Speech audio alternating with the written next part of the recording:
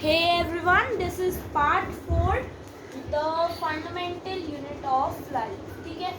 So मैंने last time cover किया था सेल वॉल. ठीक है. मैंने आपको बताया था सेल वॉल ऑस्मोसिस में हेल्प करती है सेल ताकि फटे ना. ठीक है. और अगर आपने अभी तक पार्ट 1, पार्ट 2 और पार्ट 3 नहीं देखा है तो आपको पार्ट 4 समझ में नहीं आएगा. ये मैं हर वीडियो में बोलती हूँ कि आपको सीक्वेंस से चलना होगा, तभी आपको सारे पार्ट समझ आएंगे, वरना फिर आपको नहीं आएगा. ठीक है. So now I am starting with nucleus. Before I proceed, अगर आपको कभी भी कोई भी डाउट होता है कमेंट मी डाउन, मैं रीड करके डेफिनेटली करूँगी आंसर, डेफिनेटली ट्राई करूँगी आंसर करने का अपनी नेक्स्ट वीडियोज में. Okay, so let's start with nucleus. अगर आपने पहले के पार्ट्स नहीं देखे हैं तो आपको समझ नहीं आएगा. And share it to your friends also so that they can also read. Okay, nucleus, this is a cell. Okay, अभी मैं बुक के हिसाब से चल रही हूँ. ठीक है, और सीबीएसई सिलेबस के हिसाब से. Okay, so nucleus is nucleus की एक एक्टिविटी बुक में बताई हुई है जो आप पढ़ सकते हो खुद से. जो है पेज नंबर, न्यूक्लियस की एक ऑनियन पील के साथ एक्टिविटी बताई हुई है जो आप खुद से कर सकते हो. ठीक है, जो पेज नंबर 5 जो है पेज नंबर 57 पे. ओके, सो आप वो एक्टिविटी खुद भी कर सकते हो. उसके अंदर बस आपको ऑनियन पील लेना है और उसके ऊपर आयोडीन डालना है. और जब आप सेल के ऊपर आयोडीन डालोगे आप क्या देखोगे कि कुछ पार्ट तो लाइट है, कुछ पार्ट बहुत ज़्यादा डार्क है. ऐसे डिफरेंट कलर होगा एक सेल के अंदर ही. ऐसा क्यों है ये हम अभी जानेंगे. Okay, so according to their chemical composition, different regions of cell get colored differently. Some region appear darker than the other region. Apart from iodine solution, we could also use saffron solution or methylene blue solution to stain the cell. अच्छा, so इसके अंदर बताया हुआ है कि हर part अलग अलग composition है. कोई डार्क कलर होगा, कोई कम कलर होगा, बिकॉज सबके अंदर अलग अलग चीजें हैं. मैंने आपको सेल वॉल और प्लाज्मा मेम्ब्रेन बता दिया था. अब हम थर्ड पार्ट कर रहे हैं जो है nucleus. Okay, so this is your cell. In the cell there is a nucleus. The nucleus has a double layered covering called nuclear membrane. Cell की अपनी मेम्ब्रेन होती है, पर न्यूक्लियस की भी, जैसे ये सेल की मेम्ब्रेन है उसी तरह से न्यूक्लियस की भी एक मेम्ब्रेन है जिसे हम न्यूक्लियस मेम्ब्रेन कहते हैं. ठीक है, मेम्ब्रेन कहते हैं. Okay, the nuclear membrane has pores which allow the transfer of material from inside the nucleus to its outside, that is to cytoplasm. Okay, so nuclear जो है वो भी सेल मेम्ब्रेन जैसे करती है, वैसे अंदर लेता है सेल की चीज़ों को. जैसे ये न्यूक्लियस है, न्यूक्लियस की जो मेम्ब्रेन है वो भी प्लाज्मा मेम्ब्रेन की तरह ही होती है. बाहर के मटेरियल को अंदर आने देती है जो इम्पोर्टेंट होता है. ठीक है, अब आगे तक न्यूक्लियस. अब न्यूक्लियस के अंदर होता क्या क्या है. Nucleus contain chromosomes. पहला क्रोमोसोम्स है न्यूक्लियस के अंदर, which are rod shaped. ठीक है, going ahead, structure only when the cell is about to divide. और ये क्रोमोसोम्स तभी दिखते हैं, only visible when cell is going to be divided. When cell is going to be divided. ये वैसे कभी नहीं दिखते, लेकिन जब सेल डिवाइड होता है, और सेल डिवाइड कब होता है, जब रिप्रोडक्शन होता है. when cell is going to divide, तब क्रोमोसोम्स दिखते हैं. उससे पहले क्रोमोसोम्स कभी नहीं दिखते हैं. Chromosomes contain inheritance of characters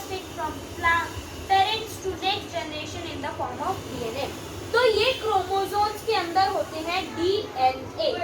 अब डीएनए क्या होता है?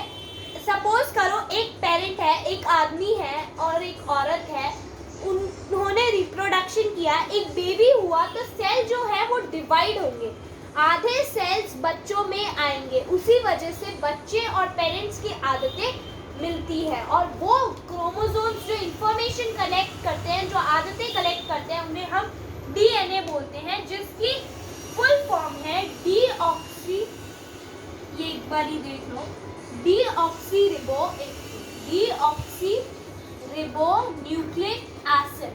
Okay, this is DNA, nucleic acid. Okay, going ahead. अब ये क्रोमोसोम्स बने किससे?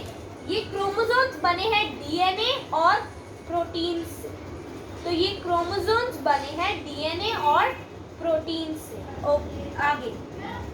DNA molecules constructing and organizing cell, functional segments of DNA are called gene. और इन आदतों को जो डीएनए के अंदर है उन्हें हम बोलते हैं जेनीज।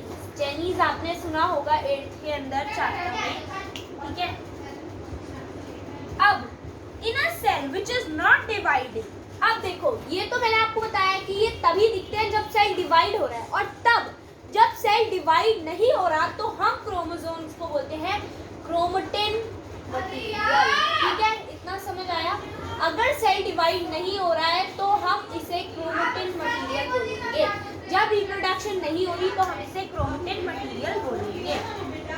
और क्रोमेटिन मटेरियल कैसा दिखता है? Thread like structure. ठीक है, गोइंग अहेड। और फिर वो बाद में क्रोमोसोम्स बनते हैं। Nucleus plays a central role in cellular reproduction. तो न्यूक्लियस का one of the most major and very important point is it helps in production. Reproduction के अंदर न्यूक्लियस का बहुत इंपॉर्टेंट रोल होता है। So nucleus helps in reproduction. Okay, going ahead. The process by which a single cell divides and form two new cells. Okay. So nucleus reproduction में help करता क्या है? ठीक है, तो न्यूक्लियस एक प्रोसेस करता है जिसके अंदर सेल डिवाइड होता है।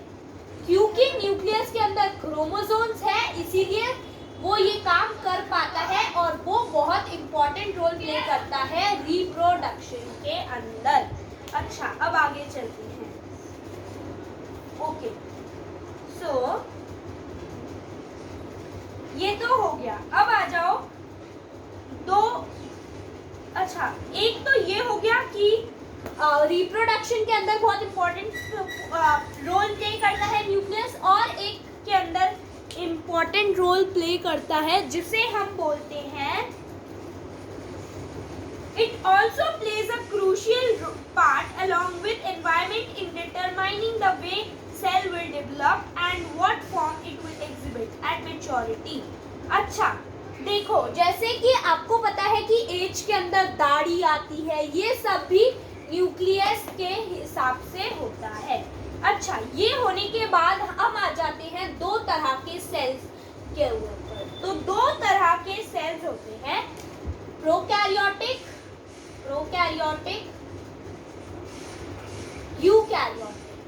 यूकैरियोटिक।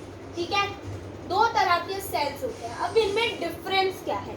मैंने आपको न्यूक्लियर मेम्ब्रेन के बारे में बताया था, अगर आपको याद हो तो, है ना? तो न्यूक्लियर मेम्ब्रेन जो होती है वो सिर्फ यूकैरियोटिक में होती है, प्रोकैरियोटिक में नहीं होती है। ठीक है, तो जिसके अंदर न्यूक्लियर मेम्ब्रेन नहीं है वो प्रोकैरियोटिक, और जिसके अंदर है वो यूकैरियोटिक। ये तो समझ आ गया। इसके अंदर न्यूक्लियस, क्योंकि अगर वो मेम्ब्रेन नहीं होगी तो न्यूक्लियस कैसा, पुअरली डिफाइंड होगा, अच्छे से इतना बना हुआ नहीं होगा, जबकि इसके अंदर वेल डिफाइंड होगा। ठीक है, ये तो एक डिफरेंस हो गया। ये जो होता है मोस्टली ये ह्यूमंस में होता है यूकैरियोटिक सेल, और ये होता है एमोइबा, और इन सब के अंदर होता है प्रोकैरियोटिक सेल्स। ठीक है, यानी कि मोस्टली ये यूनिसेलुलर में और ये मल्टीसेलुलर में। ठीक है, इस तरह से हो गया। अब और चीज क्या नहीं होगी, इसके अंदर एक न्यूक्लिक एसिड भी होता है, ठीक है, जो इसके अंदर नहीं होता है, ठीक है।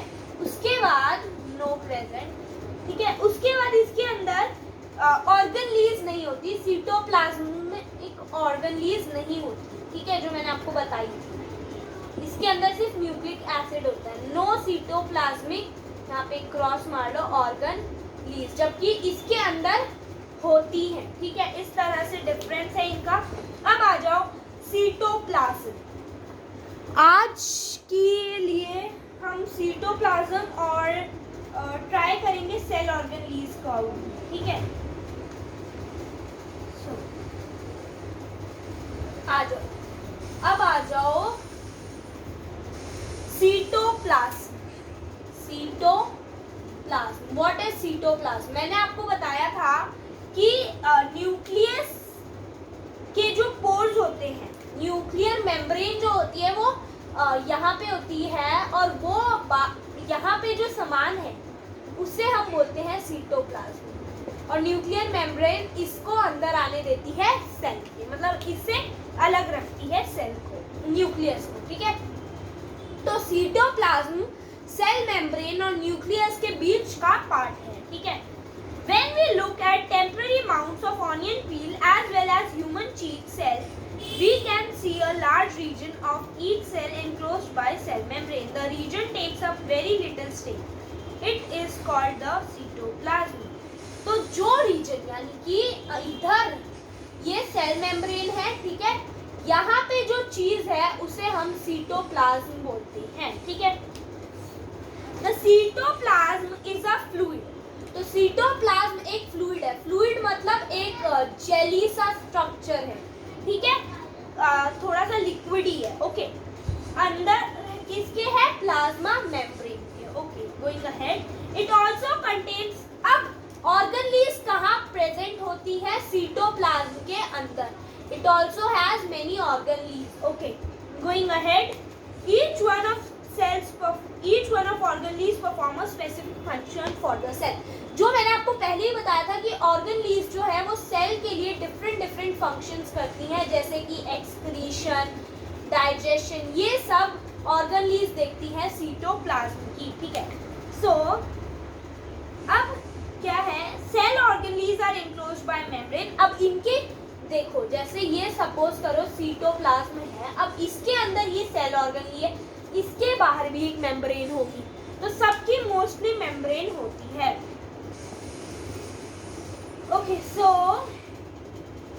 प्रोकैरियोटिक सेल्स में जो मैंने आपको बताई, यूकैरियोटिक और प्रोकैरियोटिक्स, जिनमें न्यूक्लियर मेम्ब्रेन नहीं होती उनमें ऑर्गन लीव्स भी नहीं होते हैं, ठीक है। अब द सिग्निफिकेंट इज, और वायरस की एक बात कर लो, वायरसेस, ये तो मैंने आपको सीटोप्लाज्म के टॉपिक से खत्म कर दिया। वायरसेस पे आ जाओ। वायरसेस जो होते हैं वो लिविंग नहीं होते हैं, जब तक वो किसी की बॉडी में नहीं घुस जाए तब तक वो कोई भी लिविंग चीज नहीं करते हैं। सपोज करो अभी कोरोना वायरस है, जब तक वो बाहर है हवा में वो कुछ नहीं कर सकता, वो खुद से कुछ नहीं कर सकता, जब तक वो एक ह्यूमन बॉडी में नहीं आता वो कोई भी लिविंग चीज के कैरेक्टरिस्टिक्स नहीं कर सकता। We are done with cytoplasm as well. The last thing I think, बहुत थोड़ा सा चैप्टर रह गया है जो मैं आपको सोच रही हूँ कि पार नहीं कराऊं, बट लास्ट हम कर लेते हैं सेल ऑर्गन, क्योंकि उसके बारे में मैंने बहुत कुछ बता दिया है आपको। सो हम लास्ट कर रहे हैं सेल ऑर्गन, उसके बाद आपको नेक्स्ट पार्ट में मिलेगा पूरा chapter, okay. Every cell has a membrane around it to keep its own content separate from external environment. ये हम सब जानते हैं कि हर सेल की सेल मेम्ब्रेन है ताकि बाहर के मटेरियल से सेल को डिस्टर्बेंस ना हो, ठीक है। Large and complex cells, including cells from multicellular organisms, need a lot of chemical activities to support their complicated structure and function. हर सेल को बहुत सारी एक्टिविटीज करनी है, ठीक है। हर सेल को मैंने जैसे पहले भी बताया, एक्सक्रीशन, डाइजेशन और भी बहुत सारी एक्टिविटीज करनी पड़ती है। To keep these activities of different kinds separate from each other, these cells use membrane-bound little structure called organelles. और इन्हीं सब एक्टिविटीज को करने के लिए हमें चाहिए छोटा सा एक स्ट्रक्चर, छोटी सी एक चीज, that is cell organelle. Okay, this is one of the feature of eukaryotic cell that distinguish them from prokaryotic cell. Eukaryotic cells में ही होती है और सेल ऑर्गेनेली. यूकैरियोटिक सेल्स के अंदर ही होती है सेल ऑर्गेनेली, प्रोकैरियोटिक के अंदर नहीं होती है. Some of these organelles are only visible with an electron microscope. तो कुछ सिर्फ इलेक्ट्रॉन माइक्रोस्कोप से ही दिखती है. We have talked about the nucleus in the previous section. अभी मैंने आपको न्यूक्लियस के बारे में भी बता दिया है. अब हम कुछ ऑर्गेनेल्स के बारे में नेक्स्ट वीडियो में पढ़ेंगे. दैट आर, उनके नाम है endoplasmic reticulum, Golgi apparatus, lysosome, mitochondria and plastid. ये है कुछ इंपॉर्टेंट सेल ऑर्गेनेल्स. इन्हें करने के बाद हमारा चैप्टर खत्म हो जाएगा. Thanks for watching. Like, share, subscribe, because and I will meet you in part 5.